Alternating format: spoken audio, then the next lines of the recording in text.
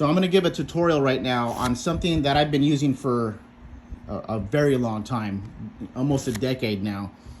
I'd like to give credit to somebody, but honestly, I was taught this cardistry kind of juggling card thing at a magic convention. I was talking to some guys and they didn't really do magic. They just did a lot of cardistry, card juggling stuff.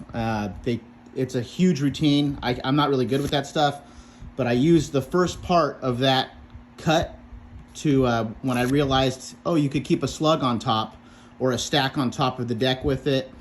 And then I realized later you could force a card with it. And then I realized also that you could do a revelation with it. So this is what I call the slug cut.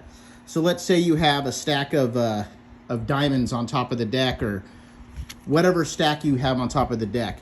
The good thing about this is this cutting sequence, the bottom card always changes, which means the spectator does feel like you are shuffling or mixing the cards. So here it is, the slug cut. You have a slug of diamonds on top.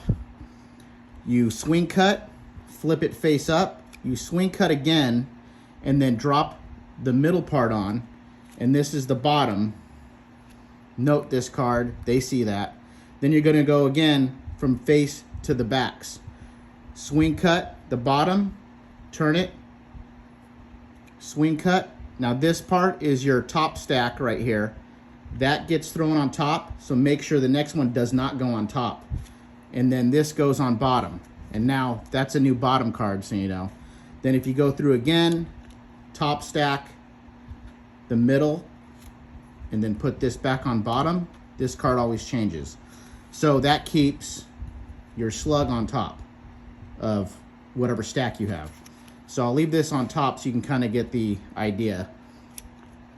Top, middle, bottom,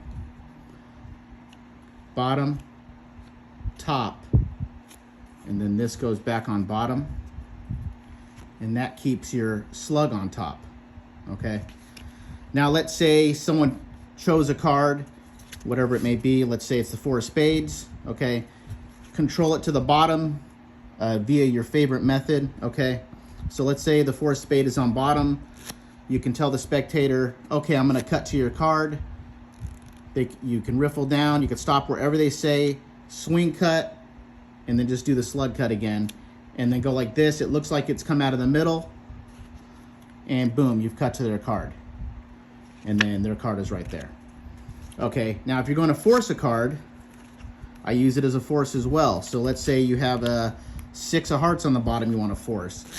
You can turn your head and you can say, okay, I'm just going to cut to a random card, and just turn your head and you do the slug cut and go, okay, just remember that card, and then, you know, cut it into the middle after or whatever. So remember, when you're forcing the card, same thing. It looks like it comes out of the middle, but it's coming off the bottom.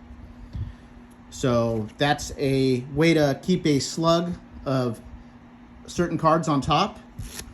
That's a way to force a card from the bottom, and that's also a way to reveal a card from the bottom, where it looks like you know, you're cutting to the spectator's card out of the middle of the deck. It really does look like it comes out of the middle, since now this is in the middle and you're holding this after. So it is convincing. I'd like to give credit to those guys that showed me how to do this little cardistry cut.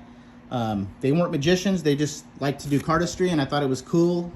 There's no way I could learn the entire routine that they were doing, but you know, that little thing made me think of some other things to use with it, and that's what I've come up with. So hopefully you'll use it in your magic, and it's good for 3 things. Thanks.